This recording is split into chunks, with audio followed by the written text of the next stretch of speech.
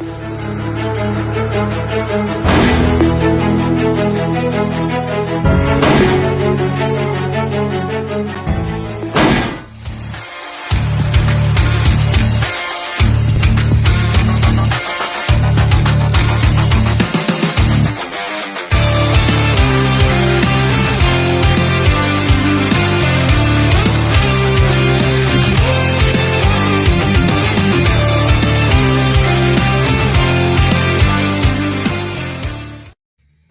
gotta give you credit for that one. That's pretty sick intro. What a killer intro. Man, that music's got me even more hype.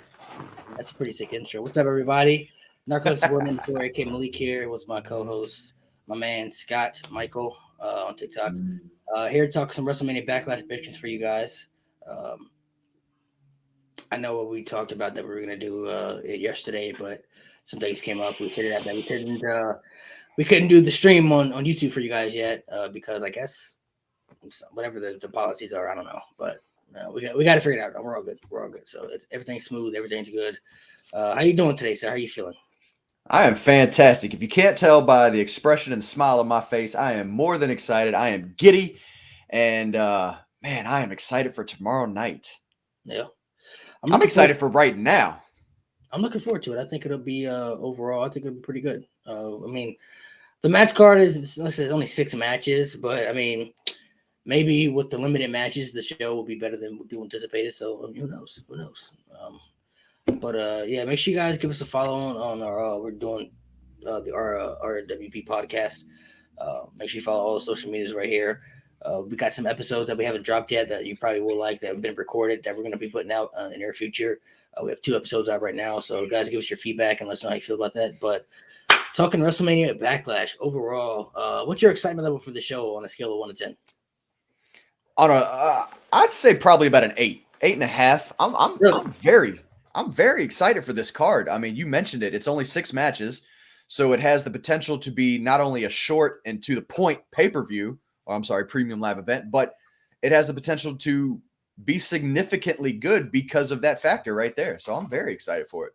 Is it weird that they call them premium live events now? Like, it's so like.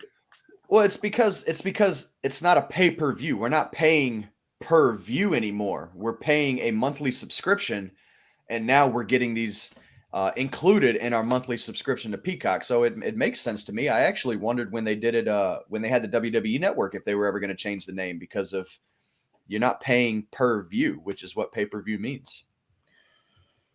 I mean, yeah, you got a point there. It makes sense. I don't know, the name premium live event. I feel like they could have been like such a different name for that. You know what I mean? I'm sure they could have come up with something better. Auntie, what's up? How you doing, brother? How you guys doing? Thank you guys for coming to the stream. Much love. Also, feel free to give you guys his predictions on the show. If you guys have your opinions, feel free to share your opinions. Feel free to tell us some of the matches that you're looking forward to, some of the things you want to see happen on the show. So hopefully overall the show will be pretty dope. I think it'll be pretty solid overall. So last night we were supposed to go live yesterday, but we fell. I didn't know, and he didn't know either, that you have to wait. Like, you have to get your live stream approved, and you have to wait a whole 24 hours before you can do it. So we had to wait until today to do it, so it could be approved by YouTube. So, Jason, how you doing? What's up, man? Welcome to the stream. But yeah, we're here today though. We're going to talk some WrestleMania Backlash, and then we can answer some questions for you guys afterwards. If we can do something, maybe we can do like a little guess the wrestler or guess the theme or something for you guys after the show. So I'm so good at guess the WWE theme. No. I do want the AEW World Title, but it's so expensive on the AEW shop. It's like it's like what, $800? It's way more expensive than it is on the WWE. Like, WWE belts aren't even that expensive, so I'm like, I don't know if I can do that, man. I don't know if I can do that. Just get one of these belt makers to make you a cheaper version of it. Could do that as well. All right, so let's hop into the pay-per-view, man. Let's start with the I Quit match. Charlotte Flair versus Ronda Rousey. We were just kind of dabbling on this off the air for a little bit. I Quit match, SmackDown Women's Championship. I don't know exactly how many I Quit matches they've had for women. Is this the first one? I don't know. I'm sure it's not the first one, but this is the one I can think of off the top of my head. But overall, I think this match could be pretty solid. I think this probably would be better than the WrestleMania. The WrestleMania match is okay, but I think I expect a little bit more out of it. I know they can put on a good match because they put on a great match at Survivor Series back in 2018. But also, the result of this match is going to be what I expected to happen at WrestleMania, and I think Ronda Rousey will win. I just don't see her losing an I Quit match. Like, it's out of her character to do something to quit. You know what I mean? I can't see it. It's very hard to imagine her saying that. The only way that I could see her losing are two scenarios. One is what was I about to say? One is is complete unconsciousness. Not saying I quit, but and not tapping out, but just unable to perform. Two, and this is why I got a little stuck right there in the moment, because this is the moment, this is the scene that I'm picturing. If you remember, and I'm not saying that it's going to play out like this, but if you remember back in the I Quit match with The Rock and Mick Foley would not say I quit. He would not. He got The Rock beat him to a bloody pulp, and he still would not say I quit. And it took a recording over the intercom or over the sound system of Mick Foley previously saying the words I quit in order for that to happen. And that's a way that I could see happening. Now, I also think that this feud has kind of lost a lot of its steam. And in order to get people invested into it again, this does have to be, it doesn't have to be a Rock versus Foley type of violence, but this should be a very violent match, especially being an I Quit match. I agree. I mean, I definitely think that they can bring some viciousness out, some brutality into it. They obviously don't do blood in WWE anymore because WWE is a PG product, so we won't see any of that. But they can still, they've had plenty of matches without blood that still have hit, you know, and you can tell we're very physical, so they can definitely pull it off. What's your favorite I Quit match in WWE history, though? What would yours be? Probably the one I was just talking about, The Rock versus Mick Foley. Rock and Foley. I would say probably mine was John Cena and JBL. That was like a whole intense when it comes to like blood and everything. Like I remember after the match, like Cena's face was just like a crimson mask and JBL was bleeding too. I'm like, holy. And that's when I was like a kid too. So watching wrestling at that time, I was like, yo, like this is crazy. Like they really just beat the crap out of each other. Like it was pretty intense. Rock and Mick Foley is up there. You know, a lot of people always talk about Foley getting thrown off the cell as like one of the craziest things ever, but those chair shots when Mick Foley was handcuffed, like, jeez, my gosh, bro, like, I don't know how he doesn't have more damage to his psyche currently because of all of the headshots that he took from not only a steel chair but other objects as well. That man was insane, and he put his body through some shit. So we both agree Ronda winning. We got Ronda. You think Ronda's gonna take the dub? I definitely think I'm at like 90% that Ronda is going to win. Again, it would be some shady tactics and something on the line of controversial for Charlotte to win that match. He wants to know why you look like Jay White, man. I actually did that on purpose. I had a full beard, and I actually did this intentionally for Jay White because of AEW and New Japan Pro Wrestling, the Forbidden Door. So I did a little video about it on TikTok and kind of just paying a little homage to Jay White because it's Bullet Club for life, baby. So I'm looking here. Some people saying Ronda's. I think everybody kind of feels like Ronda's gonna win just because it's really out of her nature to just quit. You know what I mean? Like it's just not something that. It's kind of like right here, you know. He said Cena I Quit matches. She said man wouldn't quit. Like when John Cena's an I Quit match, he's not losing an I Quit match. Like that's out of his character to do something like that. You know what I mean? Because he's all about never giving up. You know, never give up, hustle, loyalty, and respect. What would he look like if he quit an I Quit match? You know, he look like a hypocrite. You know what I mean? So like it's just something that he'll just never lose an I Quit match. I just don't see Ronda losing an I Quit match either. I think she's just too. I don't say too badass, but I think she's more legit than Charlotte. I'll say that. You know what I mean? And I can't see her quitting. If she does quit, I honestly would be thoroughly surprised. If she says it or if she taps out, that's pretty much the end of her run right there. Like she's not going to be a legitimate threat. I mean, she'll be a legitimate threat. Let me backtrack just a second. She's just not going to have the that perception of being the dominant force of the women's division that she has right now. Let's talk about the next match right here. AJ Styles versus Edge, the WrestleMania rematch. I still don't understand why they're calling this WrestleMania Backlash. I just don't know why this can't be this Backlash in general, but I guess they have to add more to it. I don't know. In Vince McMahon's creative process of thinking. WrestleMania rematch. Damian Priest is also banned from ringside. So no Damian Priest involved. There are two things that I could see happening with this scenario. Two things that I see happening. Either AJ Styles wins and they go on to have a trilogy, which, the tiebreaker match. AJ and Edge, I don't know, the next pay-per-view, Money in the Bank, Hell in a Cell or something. I can't remember off the top of my head, but they will go on to have another match and that will deal with the tiebreaker. Or since Damian Priest is banned from ringside, we'll see a new member of Judgment Day be introduced and Edge will win again. And that will kind of stack the odds up against for AJ, because he does have Finn Balor, in his corner and everything. But maybe it'll be somebody like Rhea Ripley. Maybe Finn Balor turns on AJ and he's in the faction, which I think some people kind of want to see happen. I would honestly love to see that. I think that would be a phenomenal thing to see, no pun intended. What's the scenarios you think happening here? I can see a few. You just mentioned a couple. I can see AJ winning cleanly. I can see that happening and then extracurricular activity happening after the match, whether that being him being jumped by Damian, by Edge, and by maybe a new member. I can see Finn Balor turning on AJ and becoming the new member, which would be the last thing that I want to see because I love Finn Balor so much. He's a leader, not a follower. I can see Tommaso Ciampa. I can see, you said Rhea Ripley. I can see those scenarios, maybe not just one, but a few people coming and getting involved. I can just see this turning into some type of chaotic adventure. And even so much so, I can see, the creation of a new faction between AJ and Finn Balor, and maybe somebody, let's say a new member joins Judgment Day. And then let's say somebody comes out and helps AJ and Finn. I can see this playing so many different ways.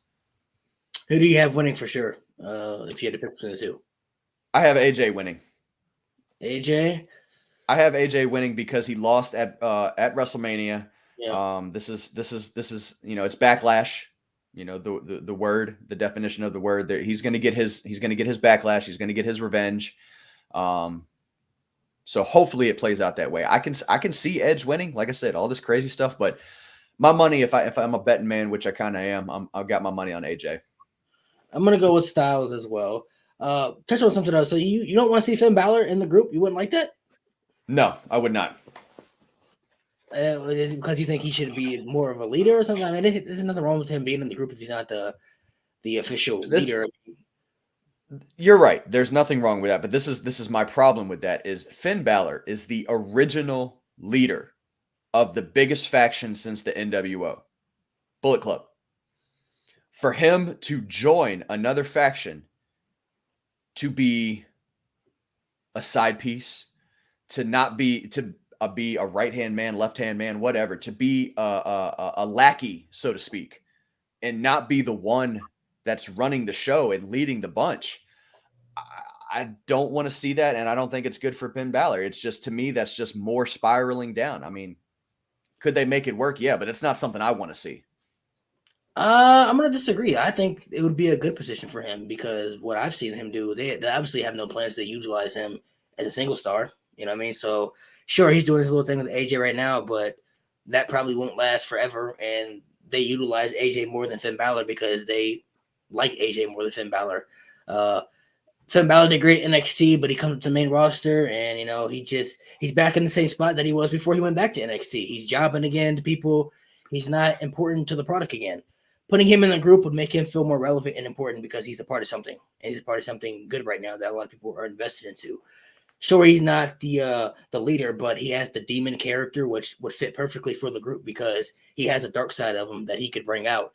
And even though he's never really been a heel in WWE, people have seen his New Japan stuff or when he was Prince Devitt or anything, he's an incredible heel. So sure, he wouldn't be the leader, and some people may not even. It wouldn't hurt that bad because not everybody watching New Japan, so people wouldn't even know what he did in Bullet Club. You know what I mean? Not everybody would be too familiar with that. Like if it was like in WWE, if he was a leader of like a a faction in WWE, and then all of a sudden he's in a faction in WWE again, and he's not the leader this time. You know what I mean?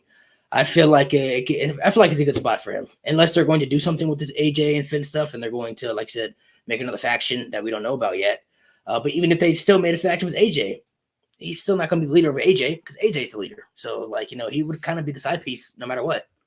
It could be kind of if they even wanted to not do a faction and just stick with the tag team between the two, I'd be okay with that because I've been salivating at the mouth with when they started this whole AJ and Finn. I personally don't want to see that. I don't want to see AJ Styles in the tag team. AJ Styles is a singles wrestler type guy. I was dreading him and Omos all the time, and it's not like because I don't like Omos or AJ. It's just AJ Styles. He's just not a tag team wrestler guy. He's better off by himself. You know what I mean? He's just so much better doing things singles wise by himself for me. Can you say that about Randy Orton too? Randy Orton is like that, but he's helping elevate Riddle though. Like Riddle is actually in a good spot, and who knows? Like maybe after this group is over with, maybe Riddle can, maybe they make a star to him. Like it's a good spot, and they will. Say RK Bro wasn't a thing. Where would Riddle be at right now? Because Randy Orton's already. I agree, but I mean I agree with AJ being a singles competitor. I agree with I prefer AJ as a single competitor. I prefer Finn as a singles competitor.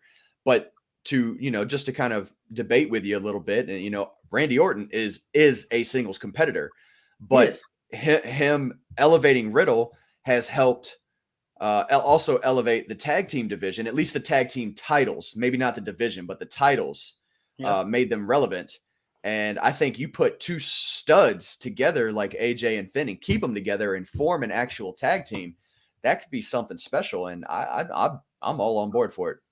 It could be special, but some people can go in the tag team stuff. Like Randy Orton, he did it before with Rated RKO with Edge. You know what I mean? Like they made that tag team work. Like he can do the tag team thing for a little bit. He can make it work. It's just AJ is just he's not that guy for me. Like they tried. I understand why they put him with Omos because they obviously like him, so he can learn a lot from AJ. You know what I mean? So it was more probably, but and this is more behind the scenes stuff, sort of like mentoring and everything. Like I'm sure they put him with AJ to kind of because AJ's one of the best. Yeah. You know what I mean? So they probably wanted to help school this guy. Hey, this is what you got to do and yada yada yada and everything. So I get why they probably made the group. It's just he's just a singles guy for me. He's just better off by himself. Some guys just have that niche to be a singles guy. You know what I mean? Like there's certain. If you notice, there are reasons why certain guys have never been put in legit tag teams. You know what I mean? Like Brock Lesnar's never been a tag team champion because Brock Lesnar, he's a singles guy. You know what I mean? Like he's strictly a singles guy. John Cena, he's had tag team partners who he's won tag team titles with, but he never was like an official tag team. You know what I mean? Like he was never like a Hardy Boys tag team or a Dudley Boys tag team. He's a singles guy. You know what I mean? Like they're better off just doing things by themselves. I just feel that way with AJ. I feel like he would be more valuable in the singles division than the tag team division. I think it's more than a coincidence though that they're doing this kind of storyline with AJ and Finn right when AEW and New Japan announced the Forbidden Door, and all you're hearing is Bullet Club. It's the anniversary of Bullet Club. They just had like a birthday or something like that. I think it's more than a coincidence, and I think it's a subtle shot. Or maybe just paying homage to it. I don't know, but it's definitely not accidental. Well, man, I'm sure they probably had some creative put into it because, like, hey, we should probably do this. You know what I mean? Like, we're in the Bullet Club. You know what I mean? Like, we should. I mean, it makes sense. You know what I mean? Like, it makes sense for AJ to be, even though they weren't in Bullet Club together because when Finn left, AJ took over. You know what I mean? So he was the kind of person that kicked him out, and he was the new leader. But they're Bullet Club for life. You know what I mean? They were in there. You know what I mean? So they know they got the bond and everything like that. So I mean, if they really want to make it like a low faction, they can throw Shinsuke Nakamura in there. I mean, Shinsuke Nakamura wasn't in Bullet Club, but he's from New Japan. He's a New Japan guy. You know what I mean? Like they all have history together. You know, they've had battles together. So excuse me, they could do something like that, and then they want to throw him in there. If you're gonna put a woman in there, you could maybe throw Asuka in there. She wasn't in New Japan, but she wrestled in Japan for a long time too. So if you want to pay homage to that, you could kind of make it a thing. But I think for me, I would much rather see Finn join the Judgment Day group. I think that would just be a perfect fit for him. If they had Finn, Damian Priest, I'm assuming they're still going to add Rhea Ripley. She isn't officially in the group yet, but if any of the women were going to join, I think she would definitely be the one to join. And then if they add Finn Balor, maybe Tommaso Ciampa too. I don't know if he's still going to do it because he's doing his thing with Mustafa Ali right now. But if they had like, what I want to see the group, I want to see Edge, Damian Priest, Finn Balor, Tommaso Ciampa, Rhea Ripley, and either Alexa Bliss or Asuka as one of the other two women in the group. I feel like that right there would be a freaking beautiful faction. And WWE hasn't really had a great faction in quite some time. You know what I mean? It's been some years. I think maybe the Shield was the last one that I can think off the top of my head. You know what I mean? So I'm very much looking forward to it, though. I think their match probably will be better than the one at WrestleMania too. Some people feel like the match at WrestleMania was a little downwarded a little bit, but I think this one will be a little bit better. I think they'll probably steal the show, honestly. They definitely have the potential to steal the show. I'm excited to see any outcome for this. The only one that I will be disappointed with is if Finn turns on AJ. Let's get into the next match right here: Bobby Lashley versus Omos. This is also a WrestleMania rematch too, from WrestleMania, with more of a story build up in there. Now it's a little bit more personal than it was at WrestleMania. WrestleMania was kind of a filler-in match to make sure Omos was on WrestleMania and they get Bobby Lashley for something to do because he was hurt for a little bit, but he just came back. But MVP no longer with Bobby Lashley. He's now alongside with Omos. That's probably the best thing that could happen for Omos at this stage.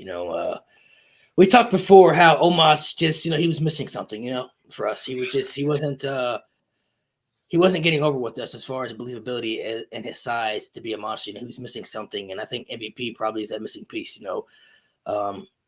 Really, all Omos really has to do is just do his part. MVP is going to cut majority of his promos. You know what I mean? He's going to hype him up and build him up to be the dominant force that he looks like. All Omos really has to do is go to the ring and just make people believe that he is that dominant force and get over. You know what I mean? That's just pretty much all he has to do. I do think Omos wins this match, though. Bobby won at WrestleMania in the undefeated streak. I think Omos will get his revenge and beat Bobby Lashley. I think they have high hopes for him, though. I think they see a lot of potential in him, which is why I think they added MVP with him. To help him out even further.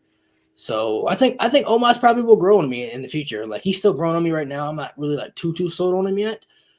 But I feel like this match, if it goes the way that I'm thinking it should go, I feel like after this match, I'll probably be an Omos fan. I can tell you that the result of this match will determine whether they have high hopes for Omos or not. If Omos wins, then everything you just said is absolutely true. If Omos loses, he's done. He's not going to be valid. He's not going to be pushed. He's not going to be anything, because that's just going to be two losses in a row, even with MVP behind him. So I think the result will determine how his future is going to play out. With that being said, I think Bobby's going to win. I think Bobby's going to win. I think Bobby is more of a legitimate top contender than Omos is or can be. I'm not a fan of Omos.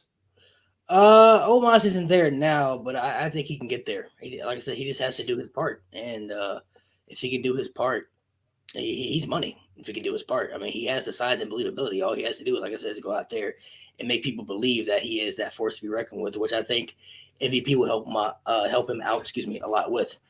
Honestly, I would thoroughly be shocked if Omos lost this match. Honestly, I wasn't too shocked at WrestleMania because I understand that people can't be undefeated forever. You know what I mean? Like, you don't want to over push that undefeated streak too long. Like, you don't want to make somebody be undefeated for so long, and then it makes it seem like they're just unbeatable at some point. Like, everybody has to lose at some point. Nobody can stay undefeated. So I get why they did that. And I figured if he lost at WrestleMania, they probably were going to continue the feud, and he would probably get his win back or something like that. But I definitely think Bobby Lashley is losing. If he doesn't lose, it'll be some type of double count out or something, disqualification, something like that.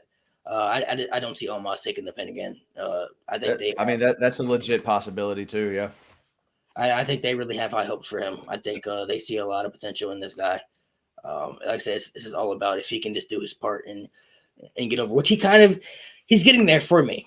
He's kind of doing stuff, but I just feel like sometimes when he's beating people up or he's destroying people, it's just not, the intensity isn't there, for me sometimes, you know what I mean? Like, I just can't really fully believe that he has that intense believability behind his facial expressions or behind his, his movement, and his body and everything. You know what I mean? Well, he's laughing half the time too. Yeah, he just has to. He just has to really find that itch where he just believes that he can be Omos. You know what I mean? He can go out there and believe that he can be the true. What do they call him? What's his name? They call him the Colossal or the Colossus, something like that. You know what I mean? He has to be that guy. And beating someone like Bobby Lashley like that could have really helped him out. I mean, honestly, I wouldn't be surprised if he destroys Bobby. Like, I wouldn't be shocked if he went in there and absolutely just manhandled Bobby Lashley. You know what I mean? That would help him get over something tremendously because, like you said, Bobby Lashley has great size. He's extremely believable. And if he went in there and because he was kind of really beating Bobby up at WrestleMania, and then Bobby got the momentum back and he ended up beating him, so he proved that he can beat him. But he took it to Bobby Lashley like Bobby was like, oh, like I was in a fight, you know what I mean? But I survived. But now that Omos is lost and MVP kind of knows all Bobby's, I guess you say tricks, I guess you could say. I wouldn't honestly, I don't want to say it'd be a squash match, but I wouldn't be surprised if Bobby Lashley honestly got his ass whooped in this match.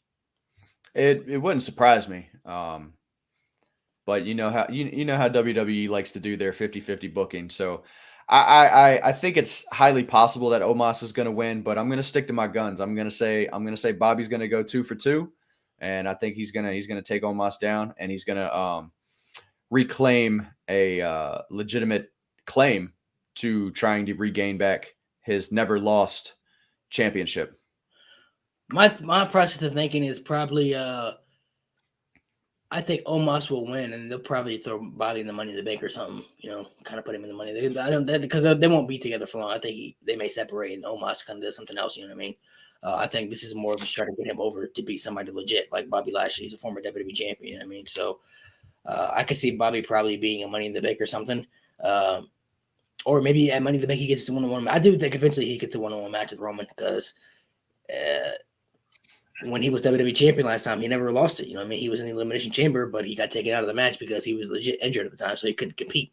So, like, nobody pinned or submitted him to take the title from him. So, I mean, it makes sense for him to get a rematch or at least a match against Roman Reigns. So, I definitely see that happening down the road. And with WWE logical booking, like, Bobby could lose at Backlash, and then Monday he can come out and just challenge Roman to a match, and it would just like it would just happen like that. You know what I mean? So I wouldn't be surprised something like that happened either. So next match we'll get into Happy Corbin versus Madcap Moss.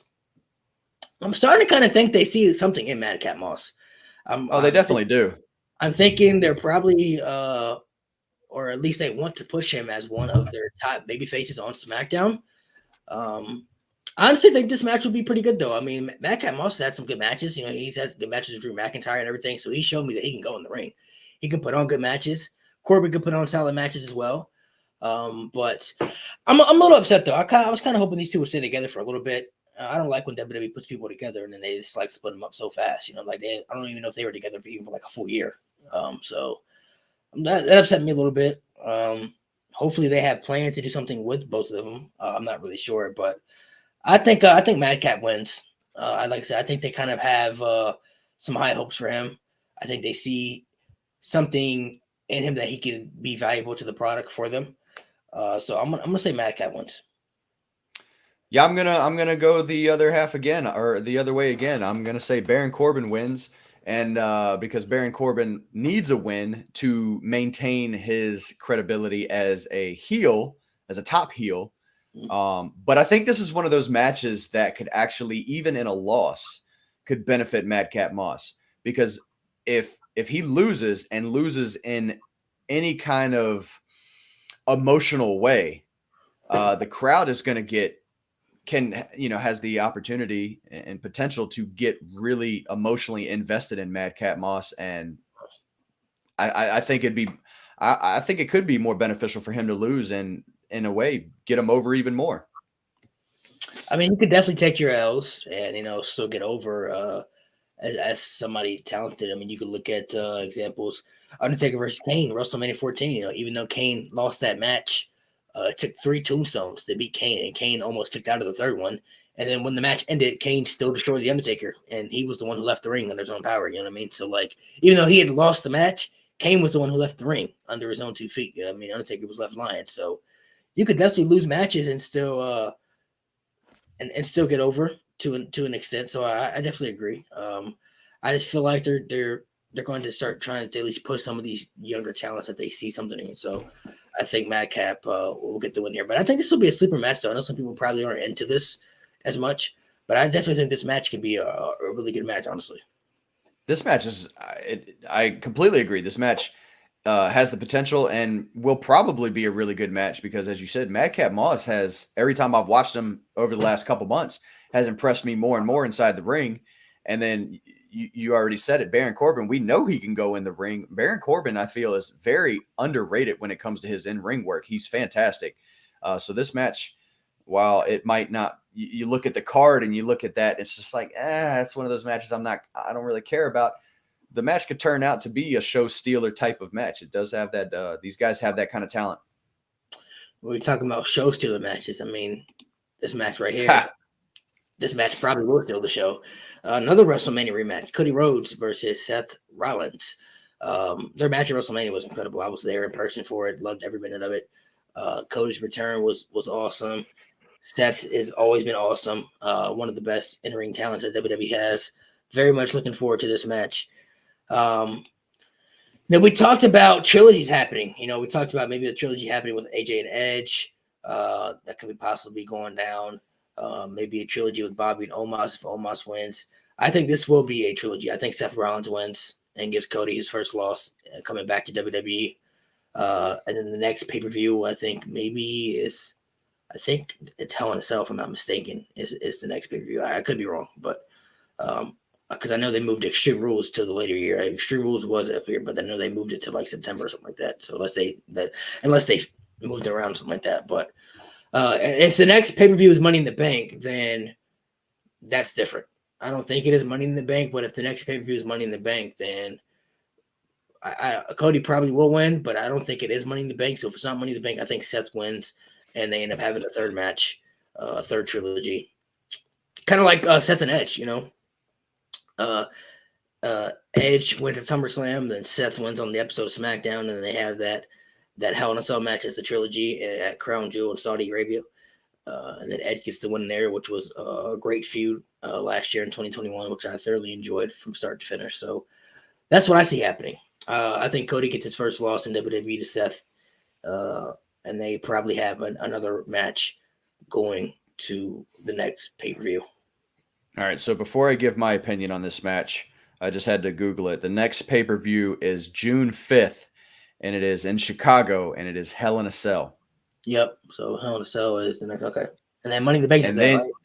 And then you've got the next month, July 2nd, Money in the Bank, and then, of course, you've got July 30th, which yours truly and Narcolepsy Boy, we are going to be there live at SummerSlam. Okay, so, yeah, I think Seth wins. I got Seth.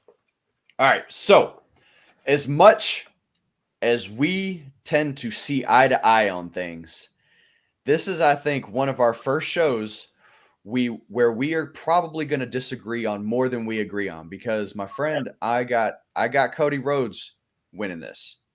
I got Cody Rhodes winning this.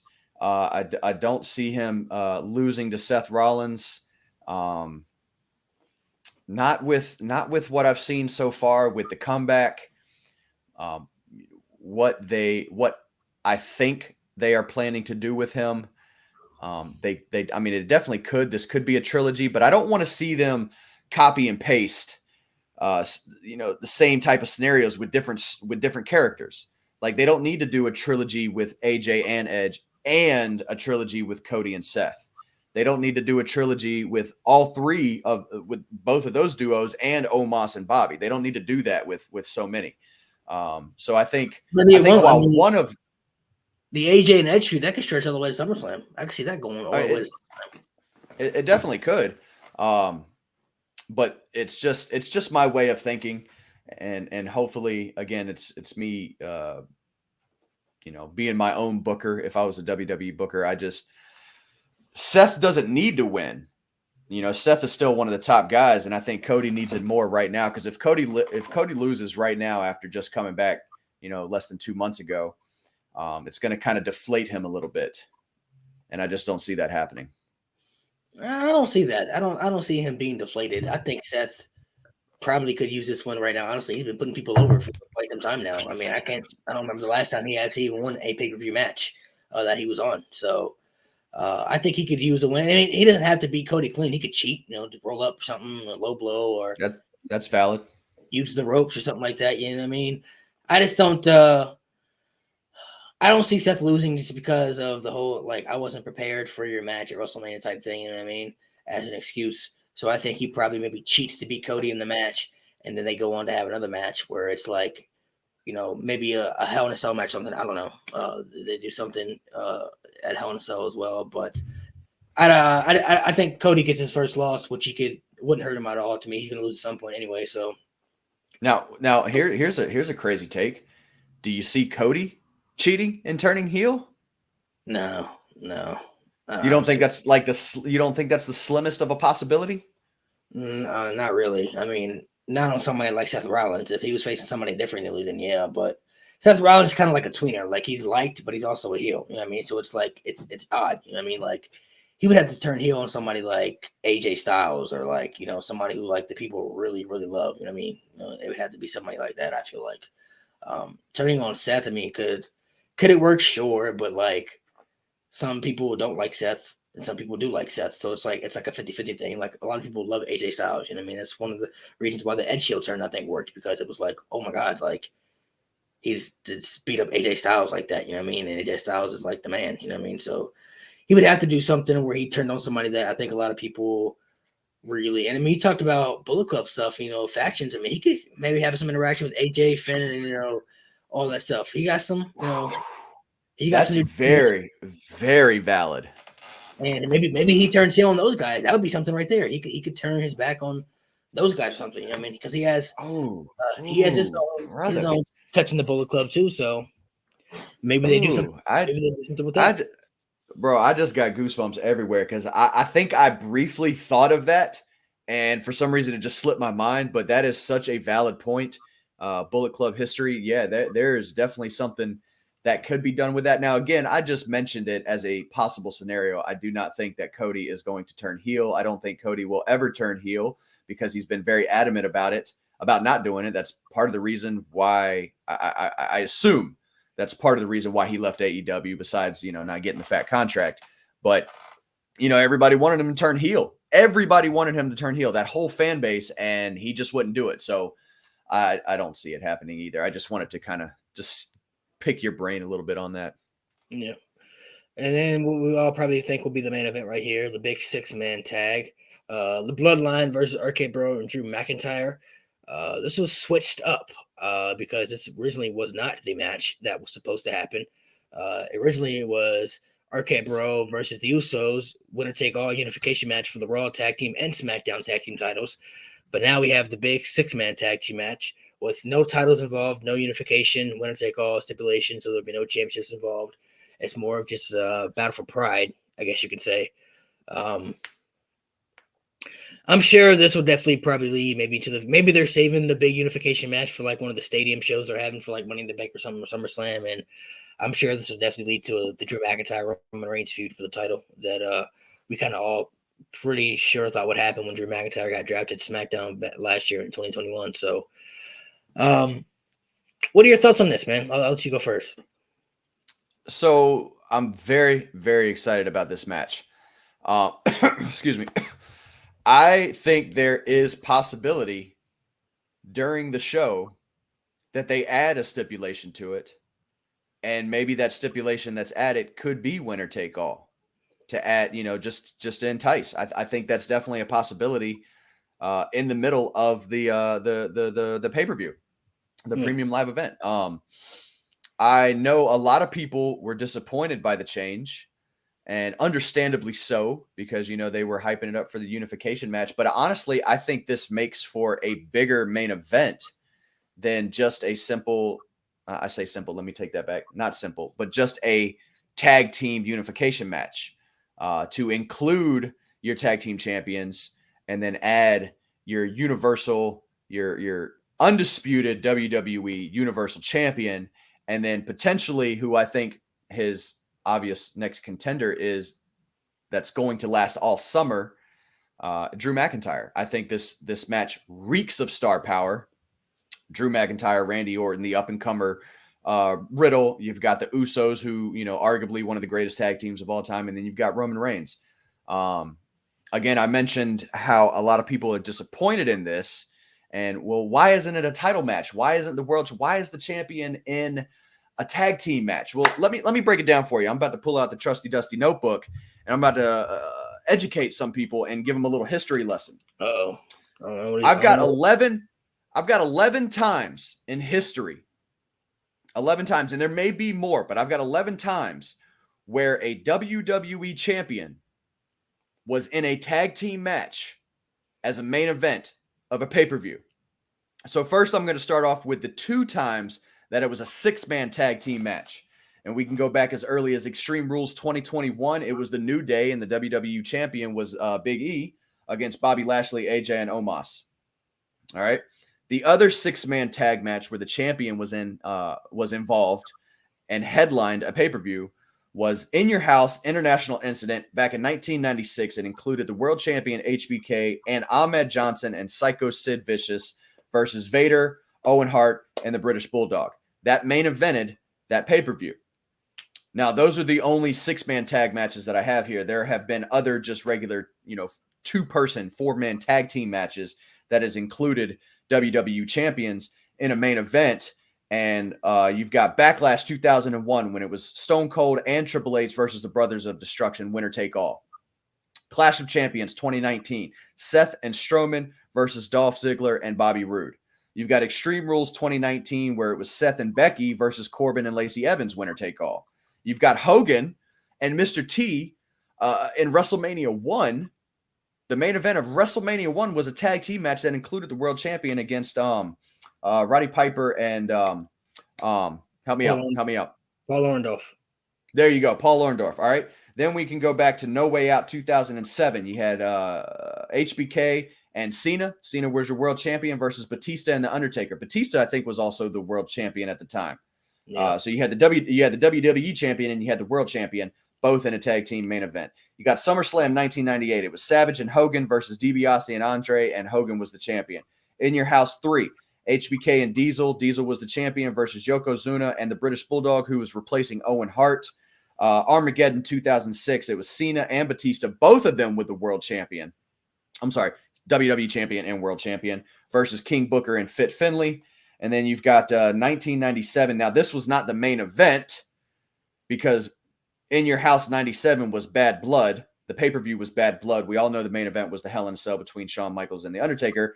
But this match included the world champion, which was Bret Hart, who teamed with the British Bulldog and wrestled against the Patriot and Vader. So it is not an uncommon thing to have a champion in a tag match main event at pay-per-view. So for those of you who are disappointed, it happens. Came out with the receipts, huh? With the educated receipts. I did a little research on that in that segment because I knew it wasn't the first time I had seen it, and that just kind of blew my mind. I was like, wow, this has actually happened more than I remember, more than I thought. So little educational piece for everybody. I mean, like it's definitely not impossible. I think people wanted a little bit more about this. I'm actually excited to see the Bloodline team up on a pay-per-view, though. It's the first time they're teaming up together on a pay-per-view. So I'm excited to see that happen. I just wish they kind of had another faction to go up against, like a legit faction. You know what I mean? But RK Bro and Drew McIntyre, it's a valid team. Star powers there, like I said. Randy Orton's a legend. Riddle's an upcoming star. Drew McIntyre is one of their top guys. So, I mean, it definitely adds the star power limited into legitimacy. So, who's your winner, though, man? Who do you got winning this match? Bloodline, RK Bro, or Drew McIntyre? You see the shirt? There's no doubt in my mind that the Bloodline is going to win this match. The Bloodline has to win this match. As a matter of fact, if they change the stipulation in this match to make it a winner-take-all, that kind of solidifies that the Bloodline will win because Roman is not losing a title in a tag match. I can promise you that. I could see something where the Bloodline may lose if one of the Usos take the pin, which they definitely would because Roman ain't getting pinned. Maybe Orton or Riddle pins one of the Usos, kind of solidifying like, hey, we can beat you guys and we can take your titles type thing. You know what I mean? And technically, Roman would have lost the match because he's part of that group, but he still wouldn't have been pinned. You know what I mean? He wouldn't have submitted, which has happened before. He lost to Xavier Woods on SmackDown, but Xavier Woods didn't pin or submit him. It was about disqualification. So there are ways to protect the Roman Reigns Tribal Chief undefeated streak as far as him never being pinned or submitted in the ring. Excuse me. It's kind of 50-50 for me, honestly. I can really see it going either way. I can see the Bloodline winning, but if they win, I'm thinking like if the Bloodline wins, where's the story go from there? Like, I don't think Riddle. But I'm sorry. I was gonna say the Usos have just been losing so much lately that to put another loss under their belt is just going to be more hurtful for the Bloodline than anything. And maybe that actually does happen, and that is what creates the rift and the split in the Bloodline, which ultimately could bring back The Rock.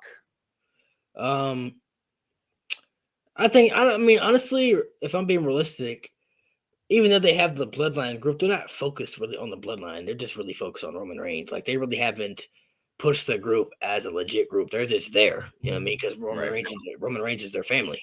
So I mean, they're together because it helps them be more in the main event attraction. You know what I mean? So like, I could see maybe because I'm like, if the Bloodline wins, I don't think Riddle and Orton have a valid argument to kind of get a match with the Usos for the titles because they lost. You know what I mean? So it's like it's different for me if the Usos lost and Riddle and Orton won because now they're like, oh, we proved that we can beat you guys and we can take down your tribal chief, you know what I mean, or your bloodline or something like that. So it continues the feud. It makes it a little bit more personal.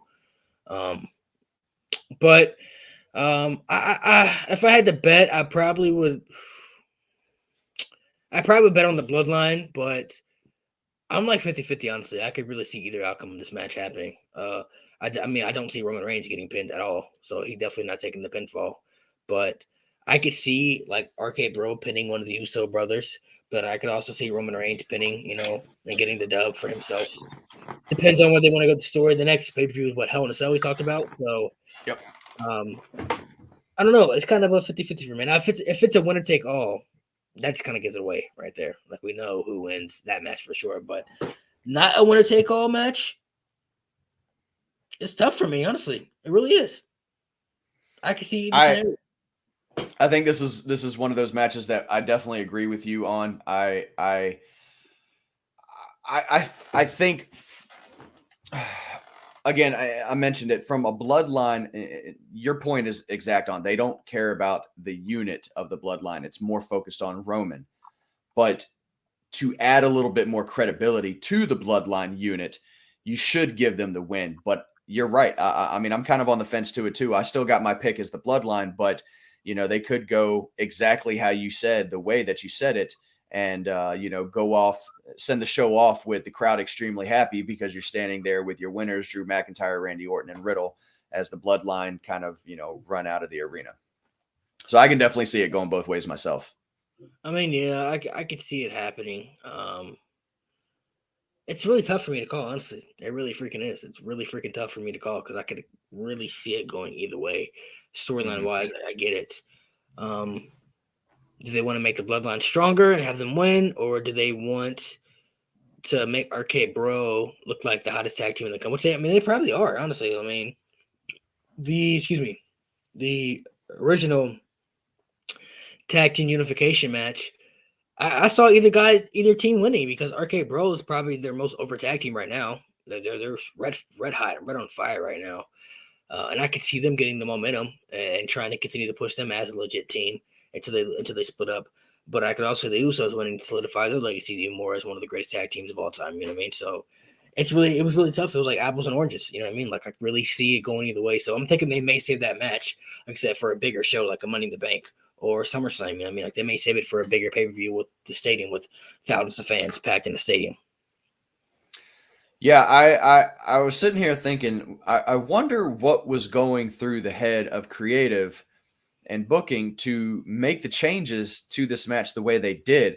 So with that being said, I wonder what kind of where they're going to go with this. I feel like something significant is going to happen. I don't know if it's just going to be the basic 6-man tag match that's being advertised that we're going to see, and there'd just be a clear-cut winner and loser. I think there's something more to it, because there has to be a reason. There has to be a rhyme to the reason on why they changed it so suddenly the way they did. So something fishy is going to happen. So those are our WrestleMania Backlash predictions. Before we get off here, let's talk a little bit more Backlash. What are some of your favorite matches in Backlash pay-per-view history? We've got some classic matches that have happened at the pay-per-view in the past. Some of mine that I can think of off the top of my head, the Iron Man match, not the Iron Man match, but the match between Rock and Triple H when Austin came back, and probably the biggest pop I've ever heard in my life. Austin comes back, smacks Vince with the chair. Earl Hebner was the referee. Linda comes out. She pushes Seth into the ground. The Rock beats Triple H to become WWE champion. The crowd was absolutely like one of the loudest pops I've ever heard in my entire life. The camera was shaking so hard because of how loud the crowd was. John Cena versus Triple H versus Edge in the triple threat at Backlash 06 definitely comes to mind. I absolutely love that match. Randy Orton versus Mick Foley, the hardcore match in 04. That to me put Randy Orton on the map. Helped solidify him. Like, he was going to be definitely one of the next top stars. Like, this guy right here has a lot of potential, and he's going to be one of our next top guys. So I'll throw that one in there. I will also say, well, you know what? You talked about world champions. I thought of another one right here off the top of my head. You talked about WWE champions being in the main event in 6-man tag matches. Backlash 2009, it was Triple H and Batista and Shane McMahon versus Legacy, Randy Orton, Ted DiBiase, and Cody Rhodes. And that was for the WWE title. That's when Randy Orton beat Triple H and became WWE champion that night. So that was also the main event of the show. And that was a 6-man tag match, and that was for the title. If Triple H's team had lost, he would lose to Randy Orton. Legacy had won. Randy Orton become champion, and Randy Orton beat Triple H that night to become champion. So that's another one right there. That's off the top of my head. Another Backlash match, Edge versus John Cena, the last man standing match, was really good too. I love that match. That one was top tier. So I would put that one up there as well. You got any in mind you can think of top of your head? I've only got one in mind. Vince McMahon and Shane McMahon versus HBK and God. Oh my gosh. I forgot that happened at Backlash. That was yeah. I mean, to see God, or to not see God, make his way down to the ring the way he did. That was something special. They really did that. Vince is really a menace to society. Yo. He's really a menace. This man, Vince, really had. He not only had a feud with God himself, but they actually won the match. People, but Vince actually beat God in a match. Yep. So that says a lot. So, you want to do a quick guess the theme song, quick for some of these people, for some of the people watching? We do a quick guess the theme song. We will show everybody how absolutely great, I mean, terrible I am at this segment. We'll pull one up for me as well if you want. I'll pull one up for you right here. All right. I will pull up a theme song for you, sir. And I'll read you a lyric, and then you just have to tell me what theme that is. If you want to, we can make it a little bit different. You can ask questions too. You can be like, hey, current superstar, or a past superstar, a legend, male or female, you know what I mean? We can make it like that, where you can ask questions and kind of break it down and get a little bit similar. But you only get one guess, though. If you're going to ask questions, you get one guess. One guess and one guess only. If you get it wrong after that, then you get it wrong. What is this? All right, let's see. I got one for you, sir. I don't know how well you're going to do with this one. Well, we know how well I do with other ones. Yeah, terribly. Let's see.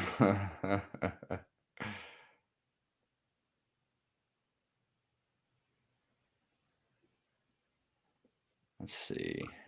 I am going to wait. I got mine for you, sir. I got mine for you. Okay, let me see this one. I feel like the ones I pick, I mean, most trivia you know anyway, so. You never know. You never know what I know. I may not know it. I may know it. You never know. Just pick something you think would be a good one, and let's just roll with it. All right. I think this one might be challenging for you, so I got it. I'll go first. You ready, sir? All right. Are you ready? Right now, we are going to do our segment that you can find on TikTok quite often. It's called Guess the WWE Theme. You have 1 minute to guess one line that I will read from the lyrics of a WWE theme song. Malik, are you ready? Am I going first? Yes. Oh, I guess yes. All right. You got the timer on your phone? You got the timer ready? I got a timer on the screen right there. All right. So whenever you want to All right. start.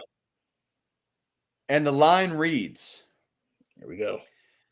"Now they getting scared when I call my troops." Now they're getting scared when I call my troops. I will read it one more time. Now they getting scared when I call my troops. You know what's crazy? Is this MVP? How do you do it? How do you do it? That You know was what's less than crazy? 30 seconds. How do you You do know, this? you know what's crazy? That's the theme song I had for you. That's why I knew it, because the line was right there in front of me. I was like, wait a minute. Oh, okay. All right. That's how All right, that's well, how I there we knew it, go. because the line's literally right in front of me. I was like, MVP is a good one. And then, like, as soon as you said that, I was like, hold up. I know he'd have to pick the same theme that I picked. Coincidence, bro. That's a coincidence. What line were you gonna read though? The one underneath that. Oh Literally, yeah. the one literally underneath that, when he says, right here. Let me go back to it. The one I was going to read was, don't make me call the crew. Nobody's scared when they call up the troops. So I was going to read the top, the one above that, and that one right there. Oh, So okay. don't make me call up the crew. Nobody, now they scared when they call up the troops. I was going to read that. That's crazy. The same thing. They say great minds think alike, and if that's the Now I case, gotta get. I gotta get a brand new one. I gotta get a I brand think new. we're two You know what? great minds. I got one. I got one for you. I think this will be a good one. I think this will be a good one. That's pretty crazy that you actually like. That's insane, actually. Again, this was live, everybody. This was not pre-planned. That was just mere coincidence. And the first time it's ever happened, we've never picked the same song. Yeah, we've never picked the same song before. That's so weird. Like that's just weird to me. That's very strange. Let's see. Oh, I got one for you. Don't make it too tough now. You know how bad I am. Let's see. So if you want to ask questions, feel free to ask questions too. All right. You could say current superstar, old superstar, legend, something like that. You can ask stuff like that. Let me see.